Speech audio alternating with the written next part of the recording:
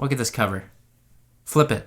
Yeah, that's clever. Hey there, welcome back to True North Reviews. My name is Ryan, and today we are discussing the Carly Rae Jepsen compilation album, Dedicated Side B. Carly Rae Jepsen is a pop singer from Canada. This is a companion and anniversary piece to her 2019 record, Dedicated, which was one of my favorite pop albums of that year. For me, I remember loving a good deal of the retro 80s style that simultaneously modernized itself for today's pop radio. Unfortunately, Jepsen has not had much radio airplay since Call Me Maybe, but she still has an enthusiastic following to this day. Now, I normally wouldn't concern myself with B-side compilations, as this side B project over here falls into that box, but with an artist like Carly Rae Jepsen, she's already proved that she can write B-sides that are sometimes as good, if not better, than some A-side studio songs by A-list pop stars. So yeah, I'm checking this out. I also came into this new record with some fairly high expectations after listening to the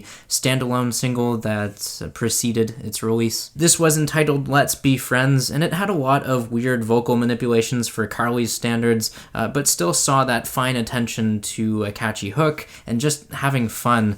It's what most of her fans have come to love over the years. And now that this new record has dropped out of the blue, I don't see many Carly fans turning their nose up at it. In fact, I would go so far to say that Dedicated Side B should capture the hearts of many pop fans in general, or at least garner the respect for following up what was already a great pop record with something that a lot of pop artists would die to say was their own. This record wastes no time making that statement a reality on the opening track, This Love Isn't Crazy. It has such a bubbly and perky instrumental. My hat's off to Jack Antonoff for producing it so well. This song is just an angelic slice of pop bliss. Of course, now, Jack Antonoff was not done there. He makes another appearance on the song Comeback, which might somehow top the opener as my favorite on the project. This time, Jack is featured with the credits going to his band Bleachers, and before I forget, can we all agree Jack Antonoff is a living legend? The dude has songwriting skills, production skills, performance skills. He's truly a jack of all trades. Back to the song Comeback. This might remind listeners of The Archer by Taylor Swift, which Jack also wrote. So my theory is Comeback might have came out of that same writing session. Either way, both tracks are fantastic in my opinion. That being said, Comeback sounds like it has a bit more of a Red Hearst treatment with the songwriting, the other group that Antonoff is a part of. What makes me think that is the style of the production and the vocals. Altogether, this song is a treat. Maybe we don't deserve Jack Antonoff on here. Are we not worthy? Repeat after me. We are not worthy.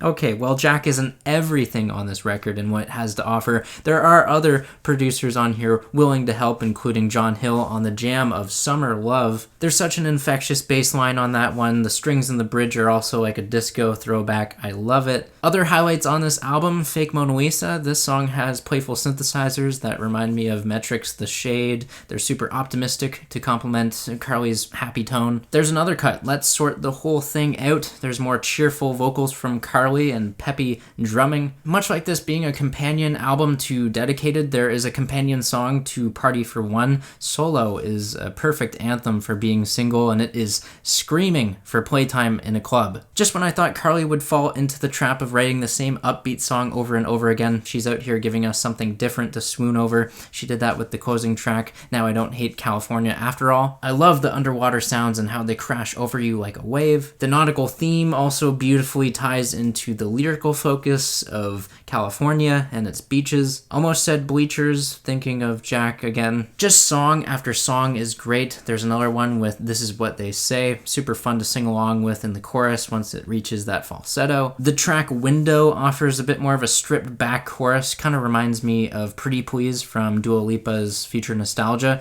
Not as hard-hitting as some of the other tracks on Dedicated, but still welcome. Now, as much as I've praised all the tracks I've mentioned so far, this record still illustrates why it is a collection of outtakes. Obvious that it's full of B-sides. Lyrical subjects on here here, kind of rinse and repeat with tracks 3 and 4, Felt This Way and Stay Away. These two songs in particular will make you feel like Jepsen was trying to write the same kind of song twice lyrically, but she will vary it up sonically with the exact same runtime. Now, all that makes sense when you look at the details and the description that came alongside with this album's release. Apparently, around 200 songs were written and had to be trimmed down to these two projects. So you kind of have to accept the quantity over quality limitation here. After all, these are leftovers. But even if Carly puts the songs Felt This Way and Stay Away back to back with each other, you can still appreciate the stark contrast between the two. The former being riddled with doubt, and the latter an explosive, danceable cut with commanding vocals, yet somehow she's still only working with the same lyrics as she did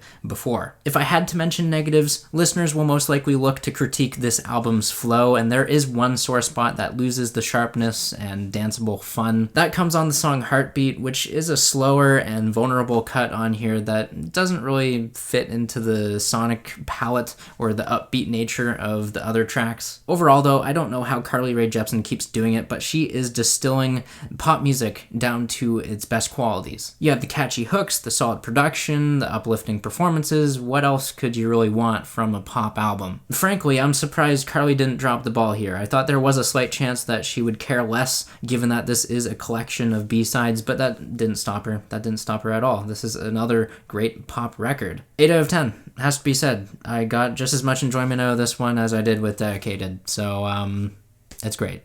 Alright, there you have it. There is the Carly Rae Jepsen album review. Make sure you sound off down below in the comments. Let me know what you think of this music. Agree or disagree. I'm here to engage with you guys. Leave a like, subscribe if you're new in town. I'd appreciate that very much. As always, thanks for watching, and have a rockin' day.